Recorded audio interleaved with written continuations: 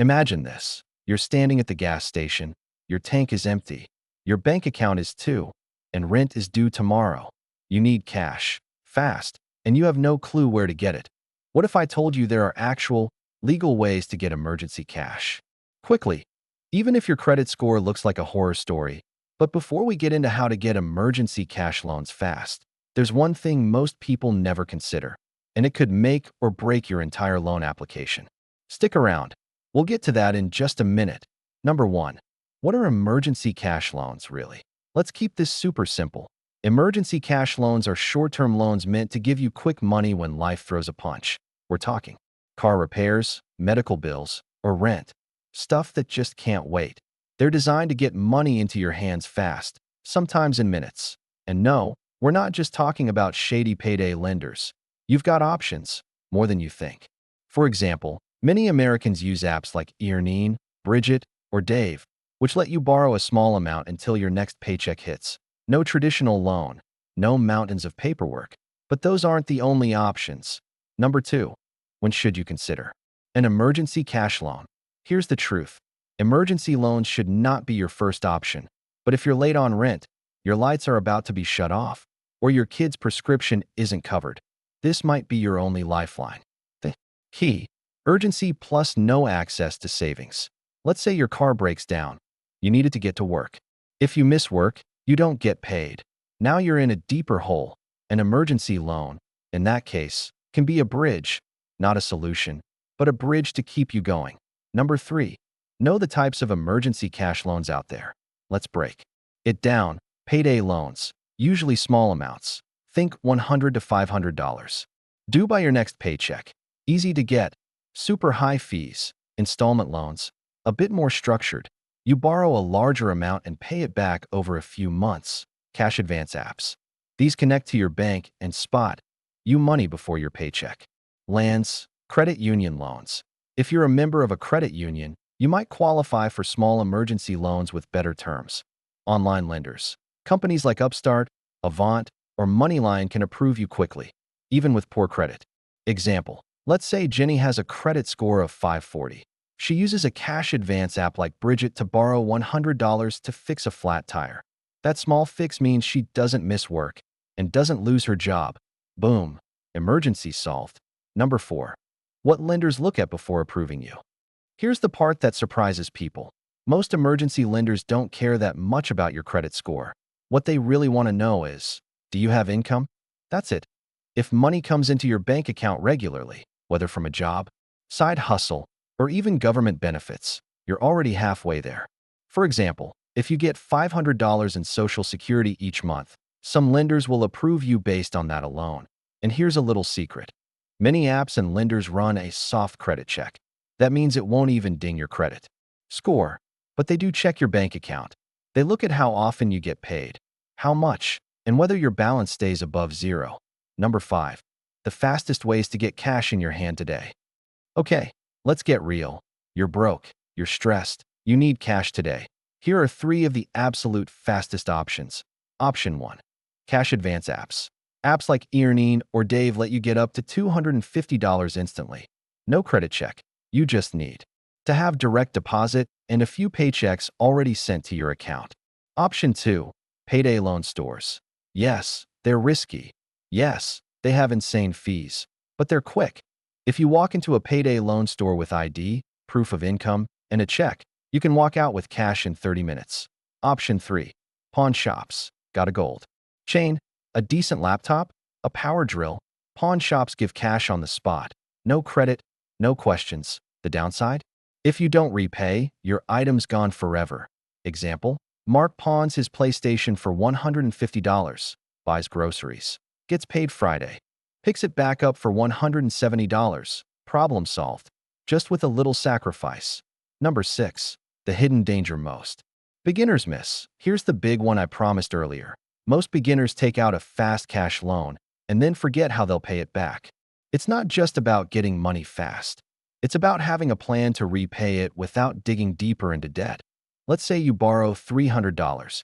If you pay 20% interest and you're late, that can balloon to $400. Or even $500 in a month. That's where people spiral. So before you hit apply, Ask yourself, what's my payback plan? No plan, no loan. Period. Number 7. Avoid these rookie mistakes at all costs. Mistake number 1. Borrowing more than you need. You might want $1,000, but if $200 solves the emergency, start there. Mistake number 2. Not reading the fine print. Some lenders hide insane fees, like $15 for every $100 borrowed per week. That's loan shark territory. Mistake number 3. Stacking loans. You borrow from one app, then another, then another. Soon you're using loan number 2 to pay back loan number 1. That's called a debt trap, and it's brutal. Number 8. Better alternatives to explore first. Emergency loans aren't always the only path. Here are 3 smart alternatives. Try borrowing from friends or family. It's awkward, sure, but if they can float you $200 interest-free, it's worth the awkward text. Ask your employer. Some companies offer paycheck advances or emergency grants. You'd be shocked how many people don't even ask HR. Try local charities or churches. Some nonprofits give short-term help for rent, utilities, or groceries. One call could save you hundreds. For example, United Way's 211 hotline connects people with local emergency help based on zip code. That's a game changer. Number 9. How to make sure you never need one again. Here's where we talk long-term. Getting the loan is one thing. Not needing it next time is the real win. Start with a tiny emergency fund. Even saving $5 a week adds up. By the end of the year, that's over $250. Enough to cover a flat tire or busted water heater. Automate your savings. Apps like Chime and Digit round up your purchases and save the difference. You won't even notice. Also, find a side hustle, delivering food, freelancing, selling on Facebook Marketplace. Extra income is extra breathing room. That's what gives you control. Not just money, but freedom from panic. Number 10. Don't forget about credit builder loans. This one flies under the radar. Credit builder loans aren't designed for emergencies, but in a pinch, they can help. They work like this. You apply for a small loan, usually $300 to $1,000, but the lender doesn't give you the money right away. Instead, they hold it in a savings account while you make monthly payments. Once it's fully paid off, you get the money. It's like forced savings that builds your credit too. Some credit unions offer expedited versions where you can access a portion of the loan up front if you've already made a few on-time payments. So if you're already using one, you might be able to tap into it early. Number 11. Use a secured credit card in emergencies. If you have one, a secured credit card can come to the rescue. Secured cards require a cash deposit up front, say $200, and that becomes your credit limit. But here's the trick. Many allow you to top up the card when needed. That makes it function almost like a mini loan you control. Plus, it builds your credit if used responsibly. Let's say James has a secured card with a $250 limit. He uses $150 for an emergency vet bill. He pays it off in 3 weeks. Crisis handled. Credit boosted. No payday loans needed. Number 12. Use buy now, pay later wisely. In some situations, buy now, pay later services like Affirm, Afterpay, or Klarna can save the day. Let's say your refrigerator dies. Instead of coughing up $500 today, you break it into 4 bi-weekly payments of $125. No interest if paid on time. That's better than a payday loan with 300% interest. But beware, missing a payment could hurt your credit or trigger fees. So use it only when you're certain you can handle the schedule. Number 13. Tap into community lending circles. This is one of the oldest forms of lending, and it still works. Community lending circles, also called rotating savings groups, involve a group of people pooling money and taking turns receiving the pot. For example, 10 people each put in $100 per month. Every month, one person gets $1,000. It's informal, based on trust, and works best with friends, family, or neighbors. If your community is one, it could be a great way to get access to money without going into debt. Number 14. Sell something you don't use.